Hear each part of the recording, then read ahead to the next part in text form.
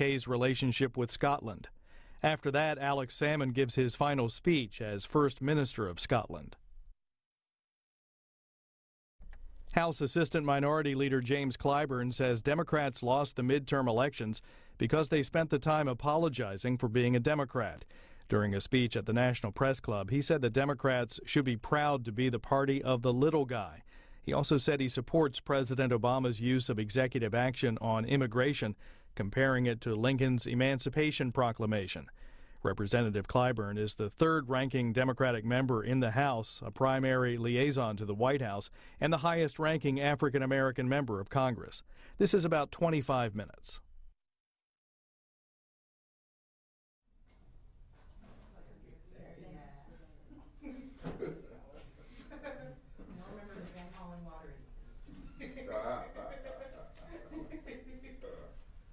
You saw that? Oh, Lord, did I?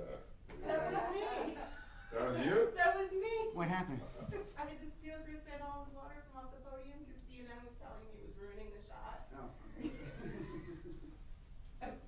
So I'm infamous, huh?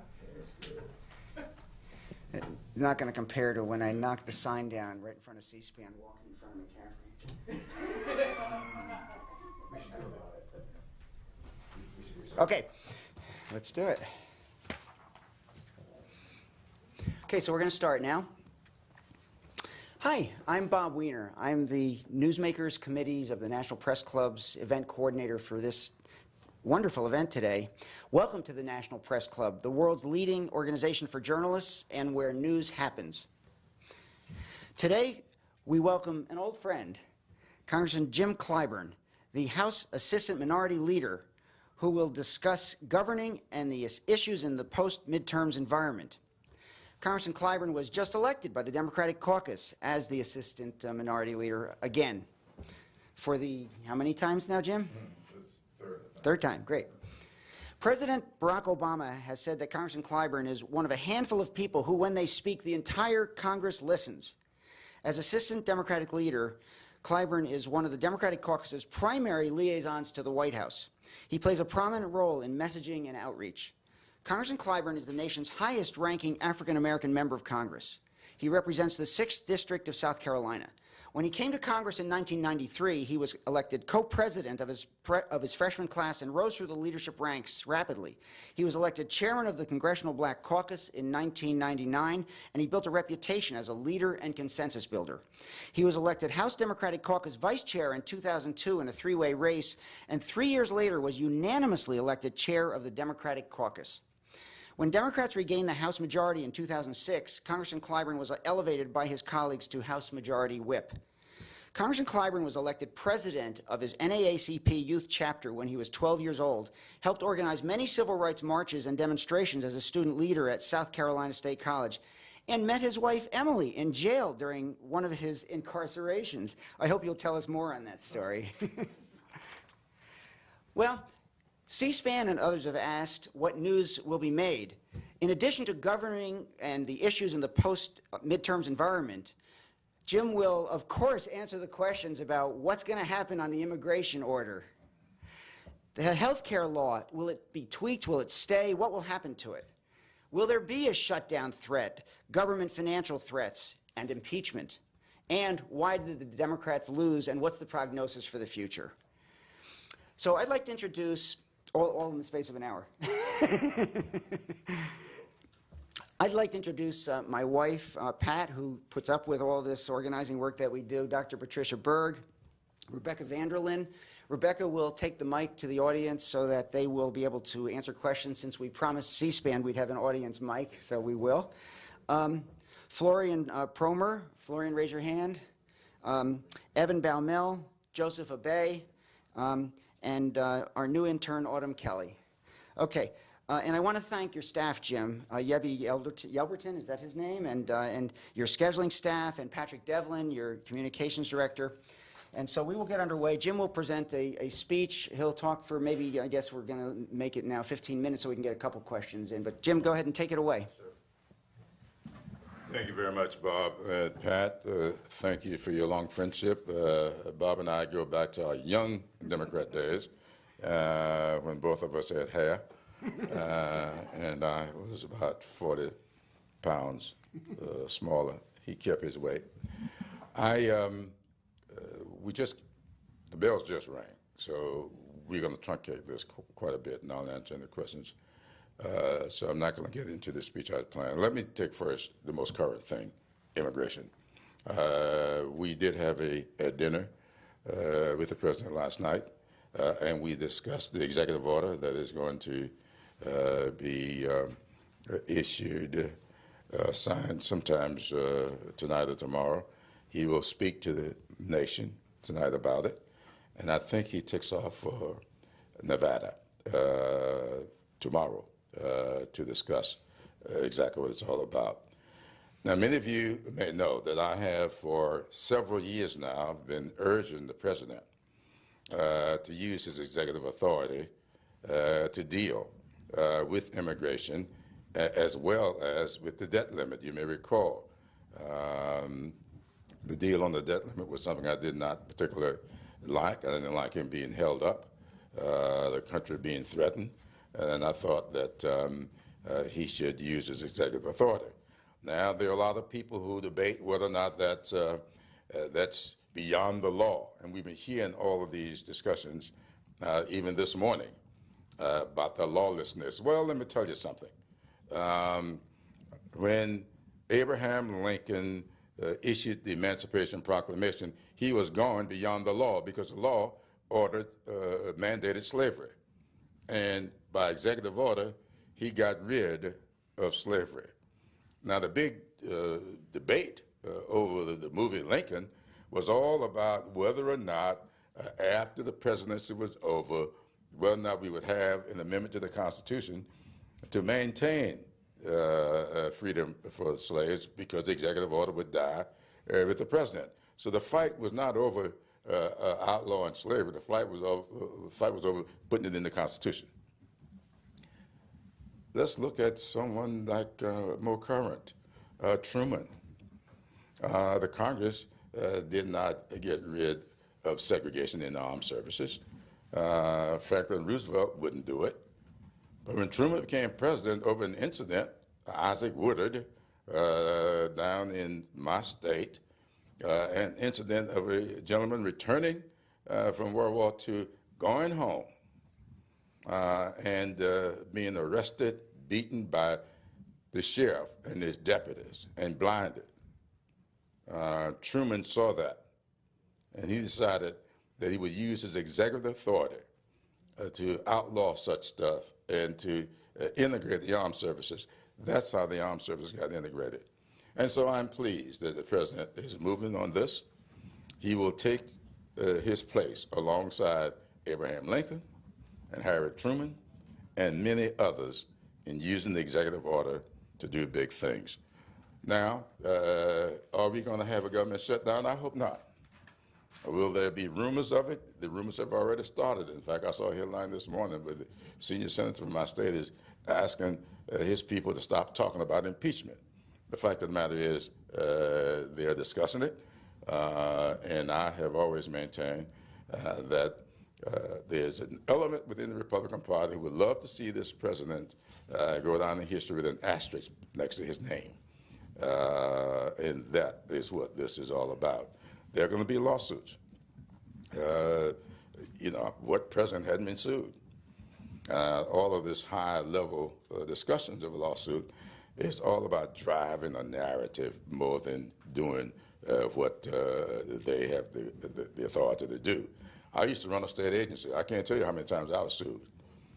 So you make executive decisions, and you get sued for them, and that's what the courts are for, to determine whether or not the constitutionality or the legality of what you did, and then just move on. I'm still, I've been in office now in Congress for 22 years, so the lawsuits didn't keep me from getting here, and none of the lawsuits were successful. So let's have the lawsuits and let's go on about our business. Now, what happened on November 4th? What happened on November 4th was my party spending too much time, in my opinion, apologizing for being Democrats. we seem to feel that there's something wrong for being known as the party for the little guy, the party that address middle-income issues. I am proud that my party did Social Security, and a lot of the Democrats paid daily for that. Go back and read that history, and you will see how many Democrats lost their seats because Social Security was just the worst thing that they could possibly do. But today, everybody relishes in the fact that we are the party of Social Security. I'm proud of the fact that my party was a party that gave us Medicare and Medicaid. And we heard the other side saying how bad Medicare is, how bad Medicaid is. In fact, Newt Gingrich once said, I'm not against it, I just want to see it wither on the vine. I don't want to get rid of it, just let it wither on the vine. Now, I'm very proud of that. I'm proud that I am a member of the party that faced up to what was going on in this country back in 1940s with Harry Truman, in the 1960s with Lyndon Johnson. And so where would I be today were it not for the 1964 Civil Rights Act and the 1965 Voting Rights Act? Where would I be living today were it not for the 1968 Fair Housing Law? And would I have ever gone to work in state government in South Carolina if we had not outlawed discrimination in 1972 in the public sector? And so that, all those things were delivered by the Democratic Party, and I think it's high time that we Democrats stop apologizing for being for the underdog, being for the little guy, and being for middle-income Americans. And for us to sit and spend all of our time in the campaign not facing up to that and moving forward, then I find it kind of interesting. I noticed that we have a guest today from the, I think I overheard from the Russian embassy. I went to the Soviet Union in 1972. My daughter went back in 1992. Now, when she left to go back, go over there in 1992, I said to her, I said, well, Mignon, I hope you really enjoy this trip. I really enjoyed going to the Soviet Union. And bring me a souvenir back. So when she got back, she presented me with an envelope with the souvenir in it, and I opened it, and it was a Polaroid picture of her. And I looked at her and said, what kind of souvenir is this? A Polaroid picture of you. She says, I thought you might want to see the difference of 20 years when you went as opposed to when I went. And I'm looking at the picture and I'm saying, well, what does this picture say? She was standing under the McDonald's Golden Arch. She was standing under that. And I felt so stupid that I didn't catch that. I point that out to say that nothing stays the same. We have to understand that this country is always moving like the pendulum on the clock. This country does not move linearly from point A to point B to point C. The country is always going back and forth, back and forth. The Supreme Court goes back and forth. Dred Scott to Plessy to Brown. The Congress always goes back and forth because the country goes back and forth. And I say to people all the time, the country tops out to the left and it goes back to the right, tops out to the right, goes back to the left, always passing through the center. And one of the things we ought to understand is when the country is moving from left to right, it passes to the center, and move from right to left, it passes to the center. The country spends twice as much time in the center as it does either the left or the right. It's the intervention of the voters that determine when it should top out and start back in the other direction. The country moved right this year. I believe, honestly, that if the voters intervene, as I hope they will, and sufficiently, we'll go back to the left in 2 years. Now, I've truncated this because I want you to answer a couple questions. Okay, let's just try one quick one first, Jim, to the guts of it. Do you think that the immigration order will stick and the health law will stick, or will they be killed by 1,000 cuts on financing? Well, I do believe that the executive order will stick. One thing about it, the Republicans will have 2 years for their lawsuit to mature or for them to run against it. And the next president will either reauthorize it or get rid of it. But I think we're going to have this for 2 years.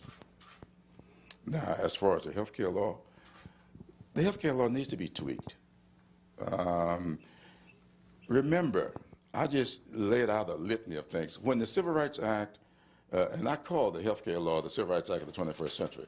When I was on the floor on the day that we passed the law, and I made my speech, I said, this is the Civil Rights Act of the 21st century, because all we were doing with the health care law, outlawing discrimination against people who get sick. We were saying no longer are you going to be allowed to discriminate against a woman as soon as she gets breast cancer or a man with prostate cancer. We are not going to allow you to discriminate against them. That's what this law is all about. And so I feel sincerely that we just took the first step, this immigration thing, first step. When the Civil Rights Act was passed in 1964, it started out as a big, comprehensive law. Couldn't get passed. So Lyndon Johnson jettisoned voting. He got rid of housing. These were real issues that riled the American people. They didn't want to see neighborhoods integrated, and they didn't want to see voting made easy. And so he got rid of all of that. Now, a lot of people, he even got rid of the public sector discrimination. When the Civil Rights Act was passed in 1964, it only outlawed discrimination in employment in the private sector. So after passing the law, jettisoned enough stuff to get the votes you needed to pass it. 1 year later, we got the Voting Rights Act. 3 years later, we got the Fair Housing Law. And then 4 years after that, we outlawed discrimination. We did not outlaw discrimination in the public sector until 1972. And so the same thing here.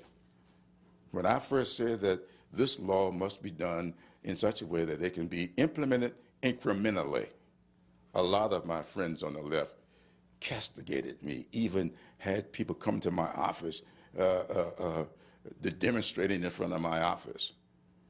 And I laughed at them. So what are you talking about? Everything we've ever done big like this was done incrementally, and it should be done incrementally.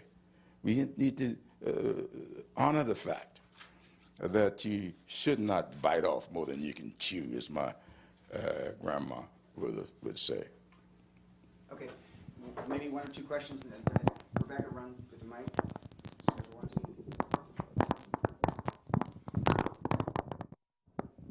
Can you speak to how the entire leadership party, the heads of the parties for both chambers, were reelected despite the record low approval rating of Congress, and what American people can expect them to do differently?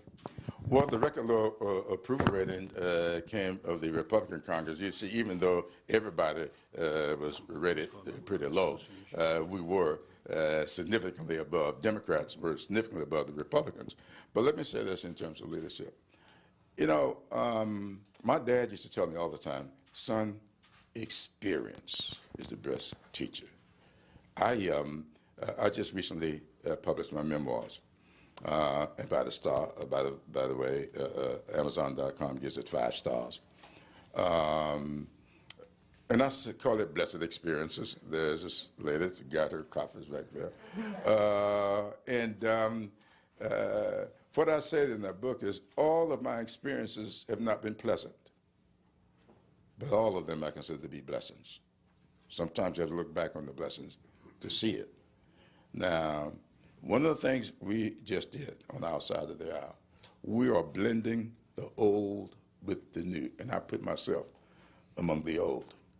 But I'll tell you this, as I said to a media person who asked me the other day, I believe progressives, I believe Bob would much rather have a 74-year-old Thurgood Marshall than a 34-year-old Clarence Thomas. Okay, maybe one more question. Go ahead, in the back. Bill Earl, National Association of Beverage Importers. I'm a press club member in the building here. I wonder if you could comment on the approaching Ferguson decision and how this is going to roll out for Ferguson, the Midwest, and the rest of the country. Well, one of the things I think should be highlighted by Ferguson is the fact that community participation, you cannot just drop out. It should highlight the fact that every election is important. And to me, much of the atmosphere that has been created in Ferguson is because local community people just fail to participate at the level that they should. I'm told that this community, 67% African American, with only 2 African Americans on the police force of 50 some odd people. That would never happen in my congressional district. Never. You know, I just don't understand that. I don't understand how you have an election, as they did have this past April, and only 6% of the people showed up to vote. And you wonder why you got an all-white school board. Come on. All of us got a responsibility to go out and participate. Now, when I said that before, some people said, I'm talking about protecting the elected class. This ain't about the elected class. This is about what decisions are going to be made on that school board. Who is going to hire the police chief? And who is going to oversee the police chief when he is refusing to integrate let his police force reflect the community that he represents? 67% African American, and only 2 out of 56 or 7 police officers are African American? Give me a break.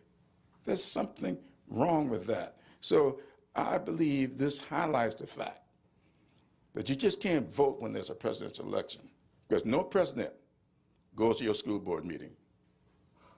No president makes a determination as to whether or not the potholes get closed, street lights get installed. These are local decisions, and they are just as important in many instances as who sits in the White House. Okay, thank you, Hey, Chairman, I've got to go. Thank you so much. Thanks. Appreciate it. And we are adjourned. He's got a race, guys.